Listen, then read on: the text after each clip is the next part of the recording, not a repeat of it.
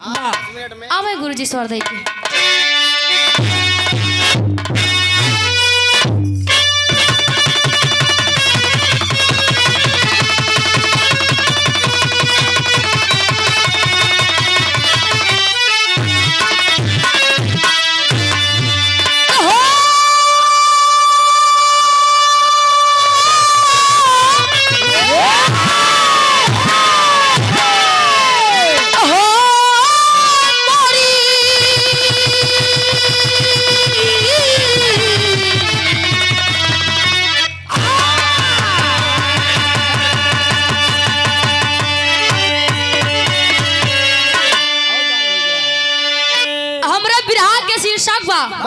तो आप लोग के विराह में तीन लोग के जन्म मिली, तीन लोग के जन्म मिली और एक जने के दिया है। बहुत बढ़िया कहानी बा। ये आशा बा विश्वास बा कि कहानी आप लोग कबो सुने ना हुई है। राजा विक्रमादित्य, राजा भरथरी, राजा गोपीचंद, ये तीनों जने जन्म भवा कैसे आप लोग के विराह में सुने के मिले। चार लाइन घूम के गुरुजी लिखा था का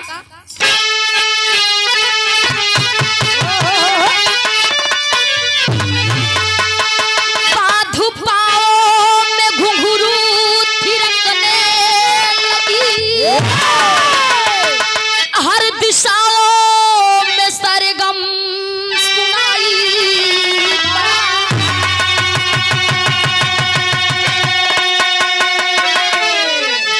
मस्त लाली पे माली विचारने लगा, हर कली पे अली भी दिखाई,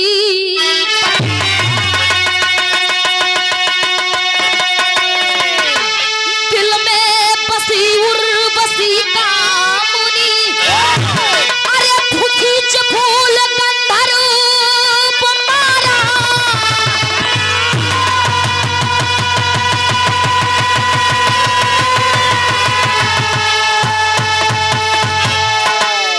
अदिये साप इंद्र तू गधा चपन जा,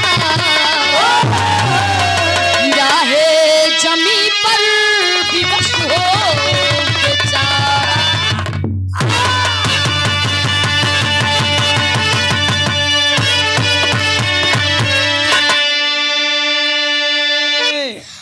बाध पाओ में घुंघरू थिरकने लगी, हर दिशाओं में सरगम सुनाई पड़ा, मस्त लाली पे माली विचरने लगा, हर कली पे अली भी दिखाई पड़ा, दिल में बसी उर्वशी कामनी, खींच फूल गंधर्व सीने पे मारा है, दिया श्राप इंद्र तू गधा जा बन जा, गिरा है जमी पे विवश हो बेचारा।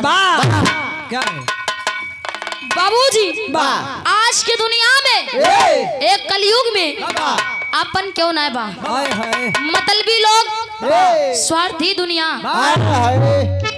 स्वार्थ के लोग बा, फिर चाहे अपन बाप हो, चाहे मातारी हो, चाहे भाई हो, चाहे बहन हो, चाहे जे हो, एक कलयुग में सब मतलबी है, मतलब के दुनिया स्वार्थी बा। अब वही बतावा जात कि माई कोनो बाप के अगर दुई बेटवा रहा है और एक बड़का बेटवा खूब पैसा कमाए और छोटका बेचारा कुछ न करे, मान लो कोनो मजबूरी रहे या कोनो बीमारी रहे, घरे बेचारा पड़ा बा और बड़का बेटवा रुपया कमा खूब देत बा, रुपया कमा देखा देखा मातारी बाप बड़का बेटवा मनी है, दिन रात छोड़ के गरिए है बाबा, कहीं दजरंग नाती ही बैठा बा कि तो कहूँ चला जात मर बिलाई जात कि तुम कमाई लागत जीव भी आएगा है ऐसी भैया, बड़ी स्वार्थी दुनिया बा। अच्छा फिर चाहे मातारी बाप का है ना होए, मातारी बाप लड़किया के पाल पोष के बड़ा करा थे, बतावा जात कि मातारी बाप चार लड़कियन का खिया लेते न अकेले, लेकिन वह चार लड़कियां मिल के महतारी बाप का नहीं खिया पूछते खुला तो ये स्वार्थी दुनिया बा, मतलबी बा, मतलब के स्वार्थी बा। यही से गुरुजी हमरे गजल के भाव लिखत हैं।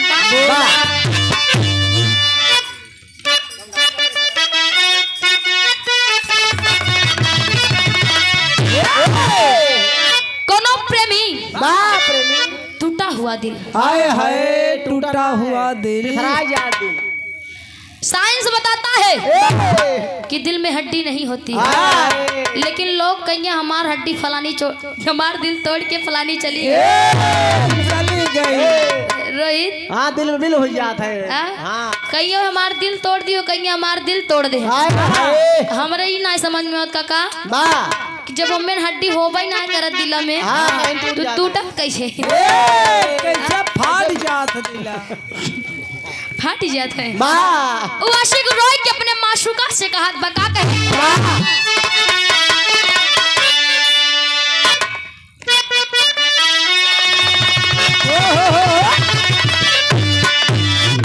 मेरे महबूब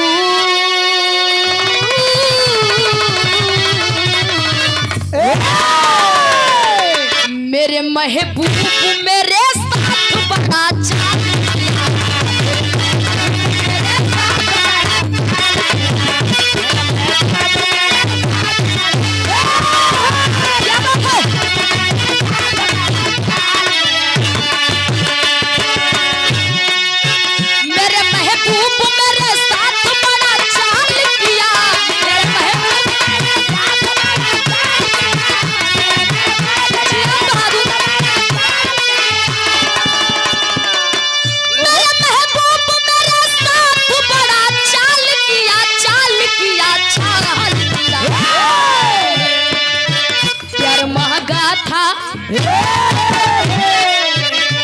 मैंने तुमसे प्यार ही तो मांगा था रे पगली ए बेवफा जा खुश रहे तू।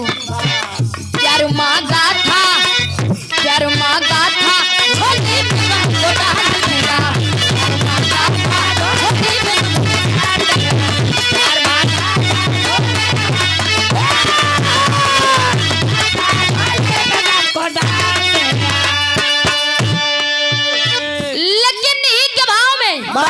आदरणीय आप हमारे परम पूज्य क्रमचंद बाबा हमारे सूर्यभान साकेत गुरुजी लिखते हैं क्या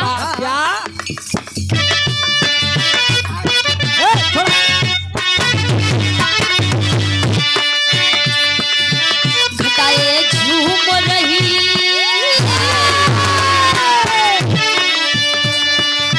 घटाए झूम रही जिनका दरबार लगा।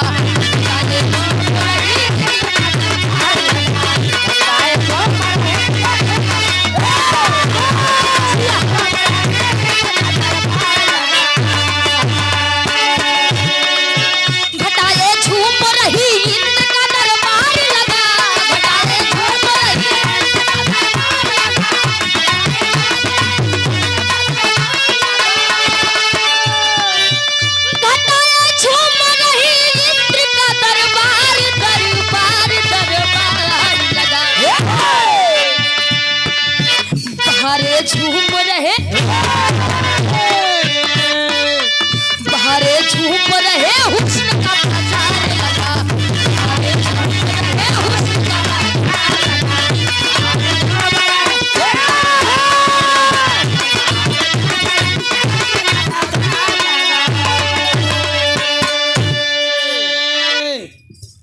बाबूजी आप लोग कहानी के ही से समझ ले हमारी कहानी हाँ कहाँ के कहानी वो समय के बाद एक बार इंद्रदेव में राज दरबार लगा रहा। इंद्रलोक में राज दरबार लगा रहा। इंद्रदेव राज सिंहासन पे विराजमान थे। सभी लोग राज दरबार में बैठे थे। हाँ जेकर नाम बताओ गो उर्वशी। उर्वशी अप्सरा इतनी ज्यादा खूबसूरत रही, इतनी सुंदर रही कि ओकरे जैसे कोनो मेहरारू नहीं रही। इतनी सुंदर अप्सरा। ओ इंद्र के दरबार में उर्वशी नृत्य करते रहे, नाच गाना के काम करते रहे। लेकिन गुरुजी आगे भवा का ही से नजम में कहना का जब में कहना बा गुरुजी का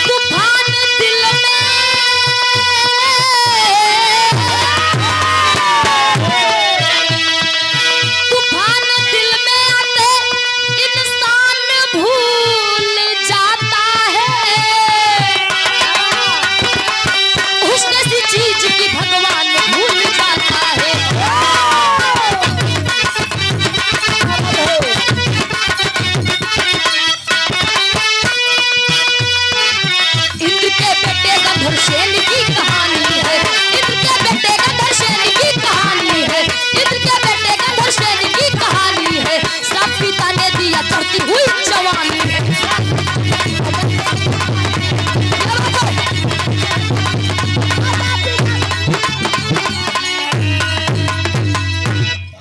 बाबूजी वही राज दरबार में जब उर्वशी अप्सरा नृत्य करती रही, नाच गाना के काम करते रही, तो राज दरबार में इंद्रदेव के बेटवा जेकर नाम बताओ गंधर्व सेन। गंधर्व सेन वही राज दरबार में बैठा रहे और उर्वशी जब नृत्य करते रहे तो गंधर्व सेन देख के और उर्वशी के ऊपर मोहित हो गए, पगला गया। देखें देखते रह गए।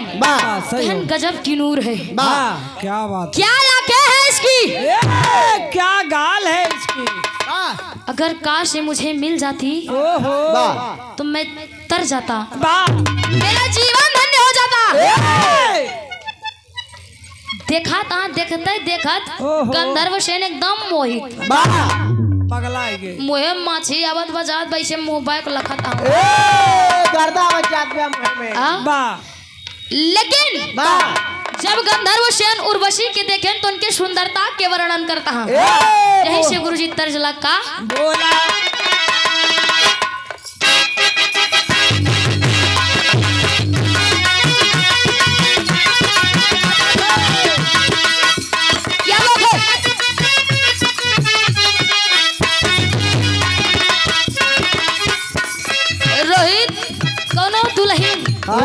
एक आध हफ्ता नहाए नहाए रही, बार लिसात रहा, एकदम ऐसे महुआ का समय रहा।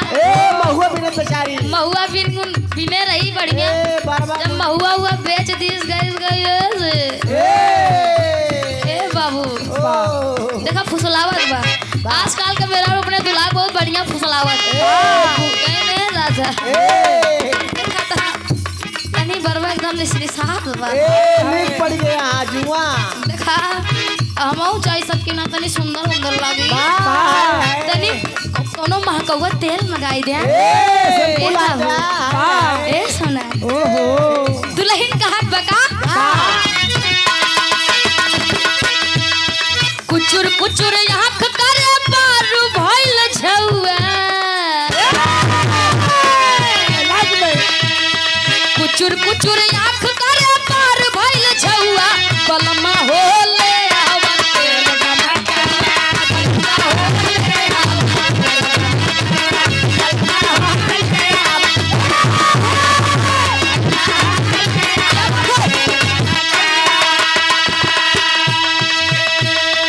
आप लोग कहानी पे गौर करी है।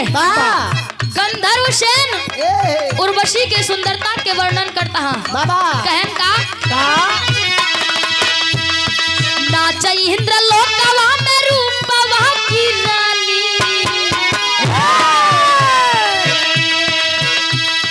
नाचा इंद्र लोकवा में रूपवा की रानी, कसम से कैसे बखानी, कसम से हाल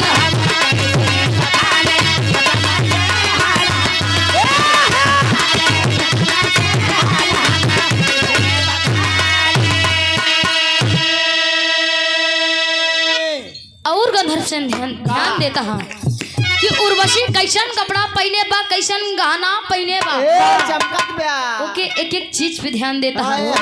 कहन का तनवा पे सोहेला सोलहो सिंगरावा,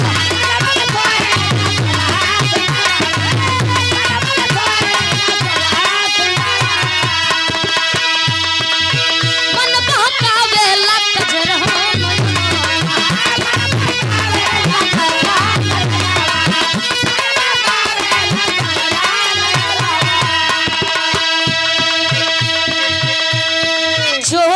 की गोली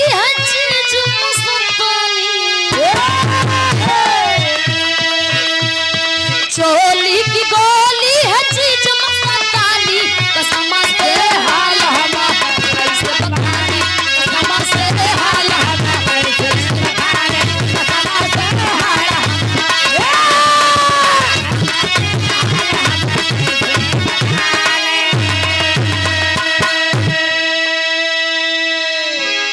गंधर्व सेन इंद्रदेव के बेटवा जब उर्वशी के देखत देखत एकदम मोहित हो गए, ओकरे सुंदरता के वर्णन करते रहे। देखते में तने में फूल उठान खींच के उर्वशी के सीने पे मार देहन। जब उर्वशी के सीने पे मार देहन, इंद्रदेव देखते एकदम क्रोधित हो गए।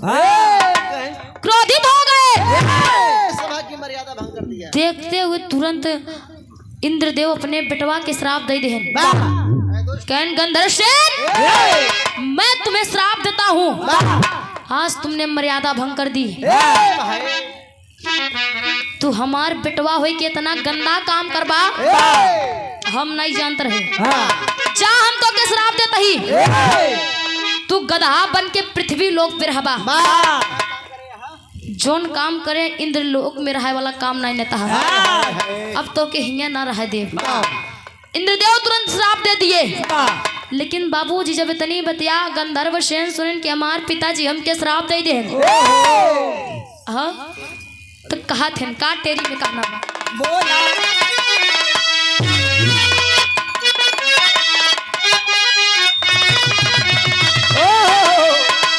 उमंगे चकनाचूर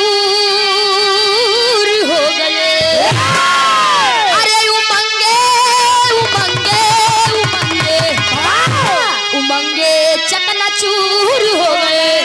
चूसी पर चढ़ी काली माँ रवि लुटाई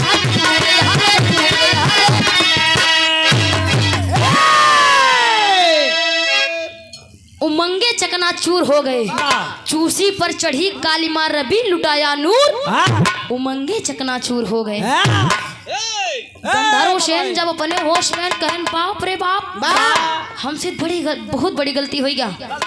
जाए के तुरंत इंद्रदेव के गोड़ पे गिर गए। कहन पिताजी, हमसे बहुत बड़ी गलती है बा, लेकिन हमके इतना बड़ा श्राप जिंदा, हम गदहा बने नहीं चाहत है, हमके गदहा बनाए के पृथ्वी लोक पे जिन भेजा।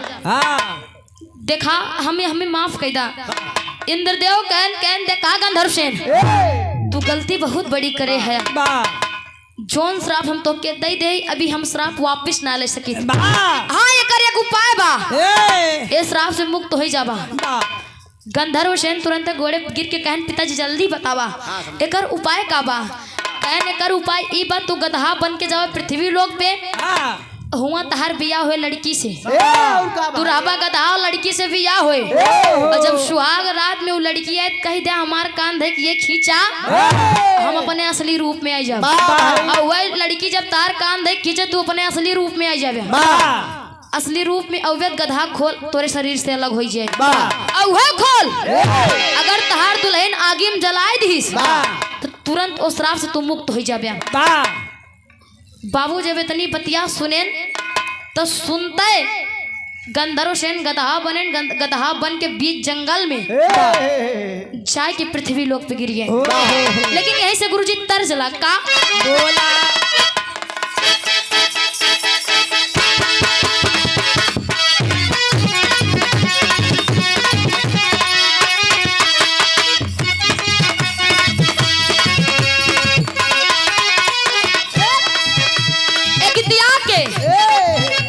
दिनेश लाल यादव निरहुआ 2003 में गए रहे, तब हमारे जन्म में भरा। पहले बड़ा बजत रहा, गजब गाय रहे भैया। कौनो दुल्हन राय बीमार, बड़ा ध्यान से सुनता प्रधान जी है नो कहा था दुल्हन रहे बीमार,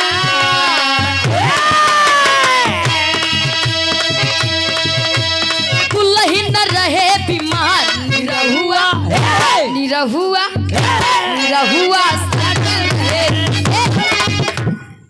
एक मिनट रुक जाए, बहुत बढ़िया लागत रहे। कैन मुस्कान दोषी नहीं बना, हम बतावत ही इतना घूंघट काढ़े। कैन मुस्कान हमसे ज्यादा घूंघट काढ़े ना जानबू। घूंघट कऊ प्रकार के काढ़ा जाता है। करो ही काम करा था कहू वाला काम ना है। दिखाओ नहीं बता सकते है ना कईयों प्रकार के घूंघट काढ़ा था। घूंघट के प्रकार बताए तो हम लोग बताइए, कहे कि हम लोग के के जरूरत बा, जरूरत पड़े मेरे देखा थे भाई ये अबे मान ले बिया ना कब चल के तो हो भाई करे तो चीज के हमके जरूरत बा, हमके जानकारी होई चाहिए। पढ़ लिया हैं? बहुत गजब के दुल्हन लागत है। ये गाना है क्या ऊपर एकदम बीमारी में चल रहा है लगन लाग दुल्हन न रहे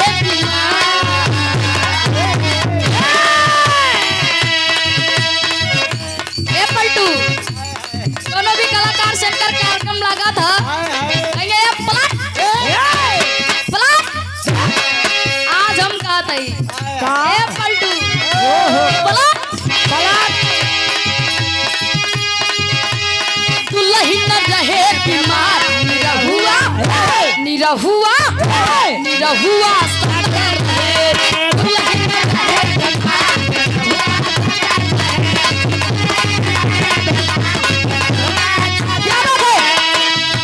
लेकिन ही के भाव में इधर जब गंधर्व सेन गधा बन के बीच जंगल में गिरा है तो एक धोबी रहा, वो धोबी वही बीच जंगल में घूमत रहा। जब गंधर्व सेन के गधा के रूप में देखिस देख के एकदम खुश होइगा। तो भैया करत का बा कहना बाबा चेहरे पे मुस्कान चेहरे पे मुस्कान की धोबिया की धोबिया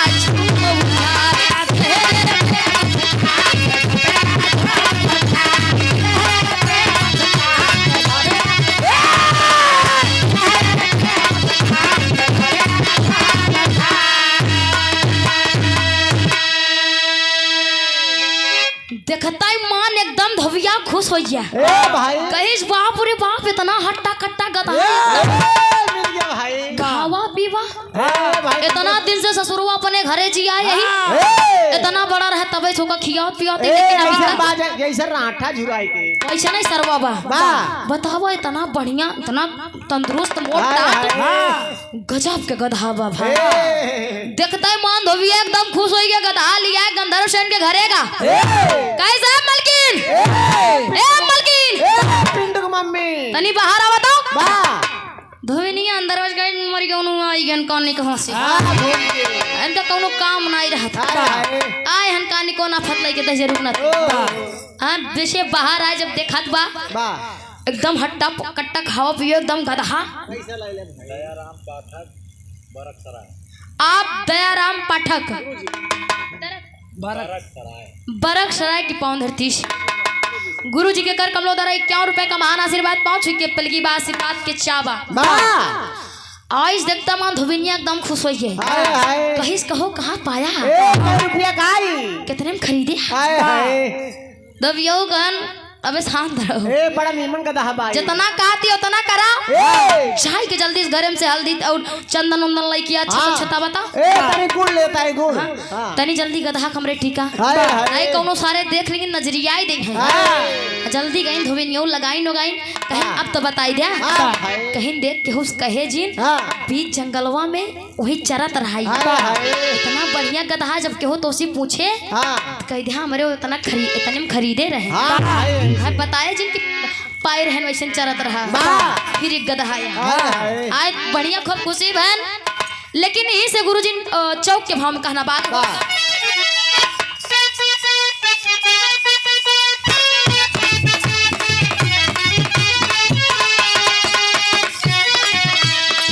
उसी समय इंदौर जिला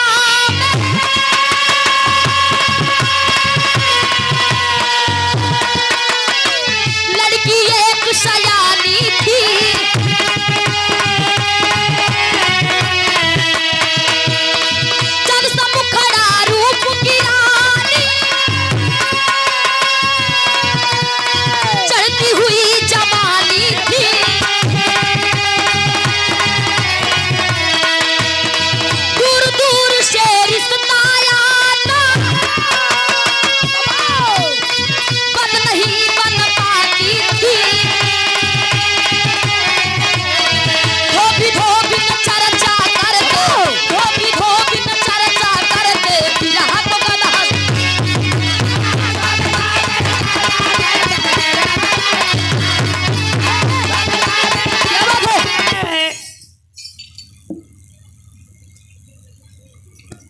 आप गुरु बकश वर्मा वाह शाही बंदगी वाले गुरु जी के कर कमलों द्वारा 21 रुपए का महान आशीर्वाद पहुंच के पल की बात आशीर्वाद का छापा वाह बाबूजी हुई शहर में साहेब बंदगी पहुँचे।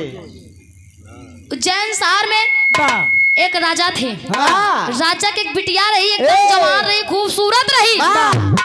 और नहीं राजा के यहाँ धोबियाऊ काम करते रहे।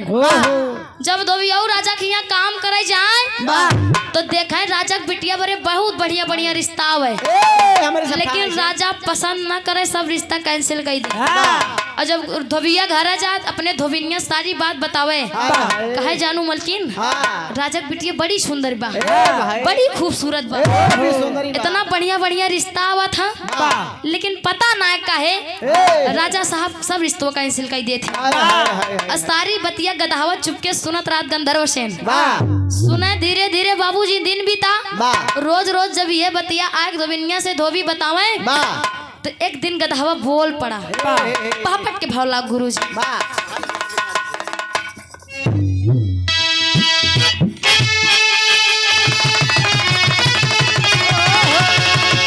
अरे बोला गधा धोबी के सामनावा मनावा मानैना।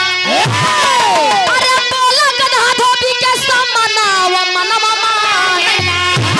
पूरा कैदा दिखैया मनवा मनवा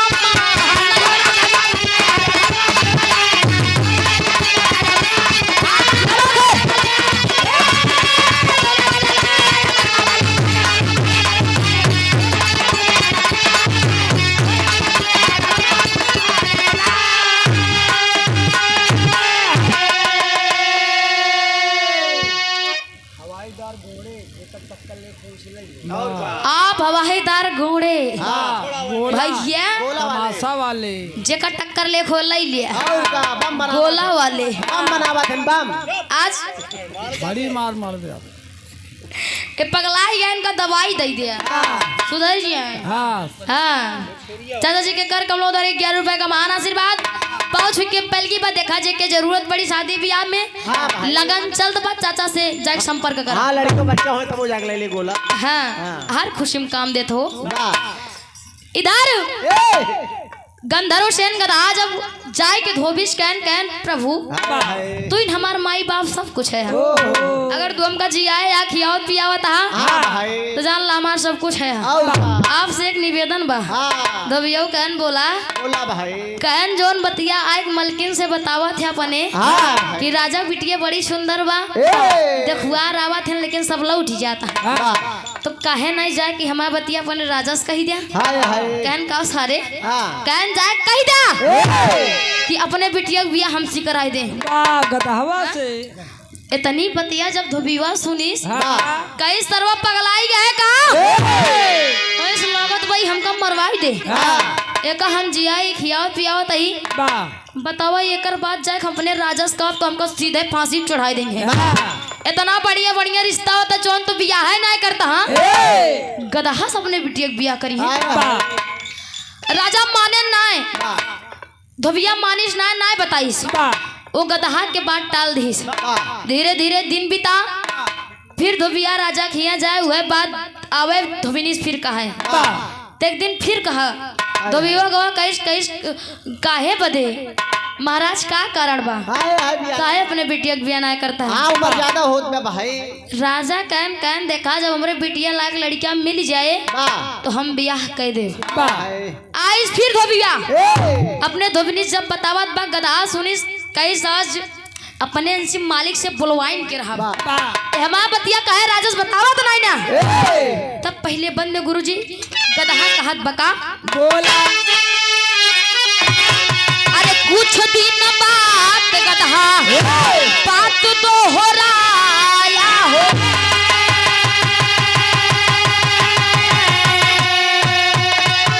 राजा जी से धोबी जाके आरा जी सुनाया हो। अरे सुन के राजा की हले है गुना नावा मनवा मानना। अरे सुन के राजा की हले है गुना नावा मनवा मानना। या फिर यह मैं कवनो बा करना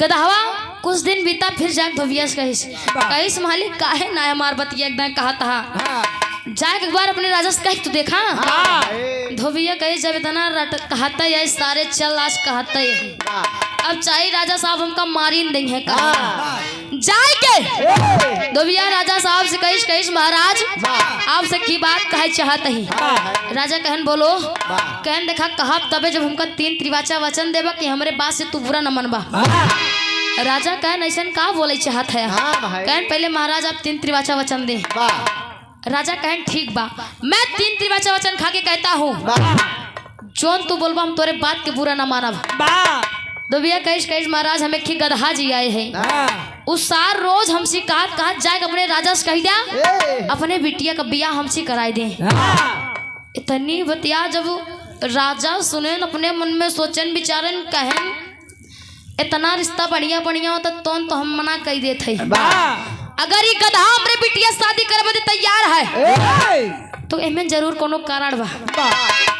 राजा सोचन विचारन हाँ कह रहे कहन ठीक बा जाए कि अपने गधा के लइकिया अपने बिटिया बिया तोरे गधा के साथे कराए दे लेकिन यही से गुरुजी आल्हा के भाव लगा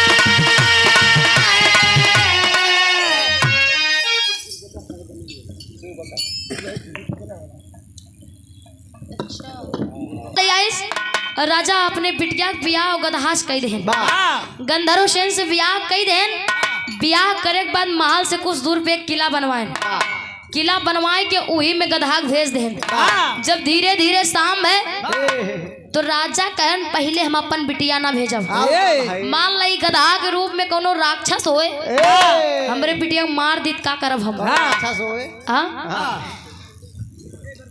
पहली रात में राजा दासिक बिटिया दुल्हन बनाए के सोरहो श्रृंगार कई के ओ महल में भेजत हैं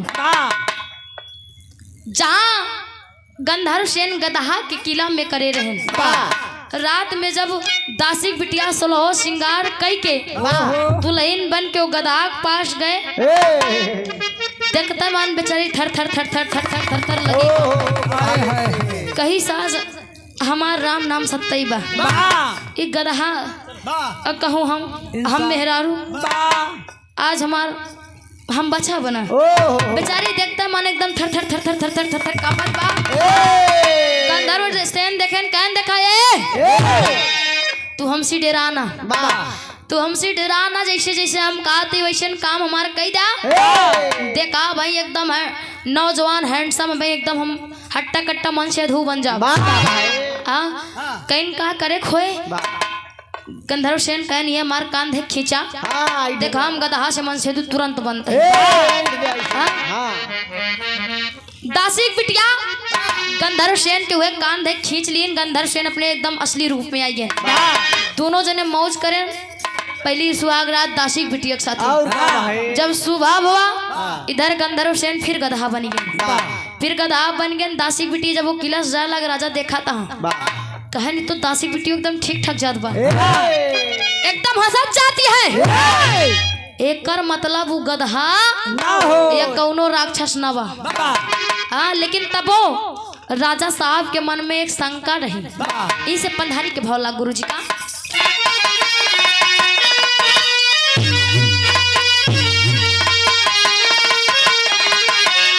अरे खोल तन की उतारे, अरे या जोर हो गई, अरे खोल तन की उतारे, अरे या जोर हो गई, आइल देवता धरती या पे सोर हो गई।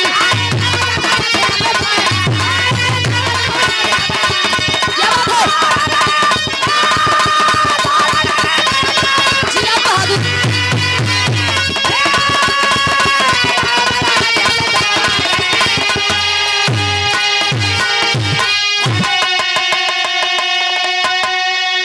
उधर पूरे राजधानी में बा समाचार फैल गया कि राजा के बिटिया के साथे जोन गधा के साथे बिया भरा है, दासिक बिटिया के भेजे नु दासिक बिटिया एकदम सही सलामत लौटी है। लागत पर गधा ना आया, लेकिन राजा के दिल में एक शंका रही। कहीं मान लो छलत होए तो हमका हाँ, तब पहले बंद में राजा करत हैं का गुरुजी का। अरे शंका भारी दी लवा में राजा या रुझा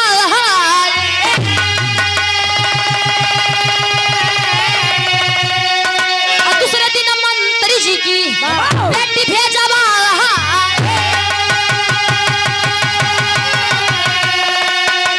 अरे सावन सजिया पे बरसा मन विभोर हो गई, सावन सजिया पे बरसा अरे मन विभोर हो गई, आइल देवता धरतिया के सोर हो। बाबूजी दूसर की रात में राजा कहना वे अपन बिटिया ना भेजब। दूसर की रात में मंत्री के बिटिया के दुल्हन बनाए के 16 श्रृंगार कई के रात में वो गधा के पास भेज देहन। जब मंत्री के बिटिया गए उहे बात जोन गधा दासिक बिटिया से कह रहा हुआ मंत्री के बिटिया से कहिस कहिस कान देख खींचा भाई एकदम नौजवान हैंडसम मन से दू बन जाओ हम। उहे मंत्री के बिटिया हुए काम करिस, गंधर्व अपने असली रूप में दोनों जने सुहाग रात मनाए, रात बीती गंधर्व सेन फिर गधा बन गए सुबेरे। जब गधा बन गए मंत्री बिटिया किला से बाहर जात बा, राजा देखा था कहन मंत्री बिटिया एकदम ठीक है ठाक जात बा। एकर मतलब ऊ गधा ना देवता बा। हमरे बिटिया किस्मत जाग गए, हमार बिटिया बड़ी खुशनसीब बा, देवता के साथे बिया हो गया। तब तीसरी रात में अपने बिटिया के 16 श्रृंगार करवाए के दुल्हन बनाए के गंधर्व सेन के पास भेजे थे। कहना बदूसर के अंतरा में अरे तीसरे दिन राजा जी बिटिया है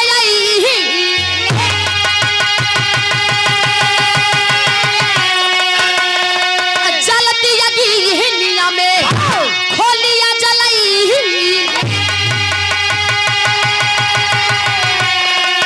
अरे भरवा होता मिटवा अरे कठोर हो गई, अरे भरवा होता मिटवा अरे कठोर हो गई, आइल देवता धरतिया पे सोर हो। बाबूजी जब तीसरी रात में राजा अपने बिटिया के दुल्हन बनाए 16 श्रृंगार करवाए के गंधर्व सेन के पास भेजत हैं, तो रास्ता मंत्री की बिटिया मिली। मंत्री की बिटिया सारी बात तो गधा के बताइस राजा की बिटिया से कि रानी जा वो गधा के कान देख खींचू एकदम नौजवान हैंडसम दुल्हा बन जाए।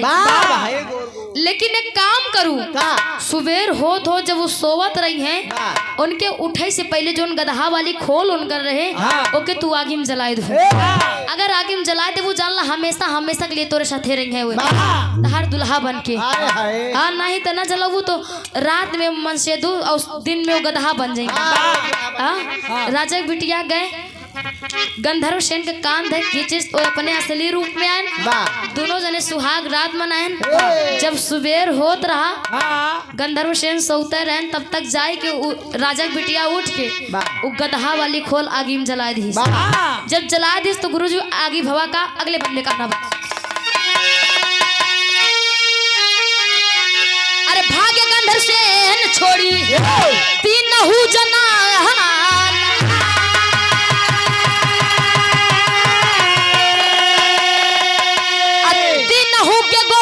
दिया में सुंदर लला।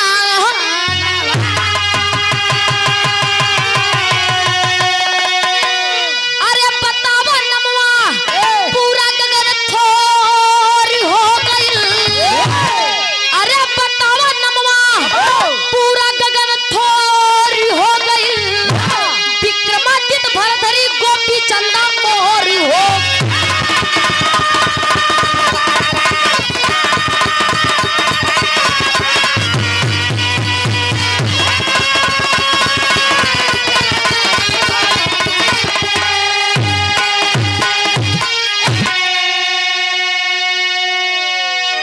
बाबूजी जब राजक बिटिया गदहा वाली खोल आगी में जलाए दी सुबेर भवा गंधर्व सेन खुश हो गए। कहन आज हम वो श्राप से मुक्ति पाएंगे। उद्धार हो गया हमार उद्धार हो गया गदहा से। तुरंत तीनों जनी की छोड़ के इंद्रलोक चला गए। हाँ तीनों जनी छोड़ के इंद्रलोक गए। इधर तीनों जनी के दासिक बिटिया मंत्रिक बिटिया राजक बिटिया तीनों जनी गोदी में एक एक बेटवा पैदा भा।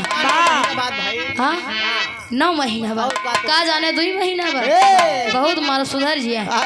हाँ तीनों जने का नाम पड़ा विक्रमादित्य राजा भरथरी गोपी चंद जोगी हो गए। तीनों जने के गोदी में तीनों लड़किया के जन्म हुआ। भैया इस हमारे कहानी समाप्त बा। बिटिया लास्ट में अपने गुरु घराने के परिचय देत बा। बोला बिटिया कौने गुरु घराने से ताल्लुकात रखा था कौने फुलवारी के कौने फुलवारी के फूल बा।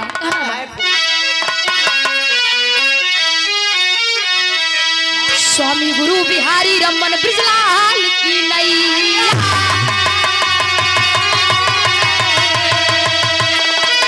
अरे शिव प्रसाद बलिराम बिलोकी। अरे दुर्गा बनी खेवई।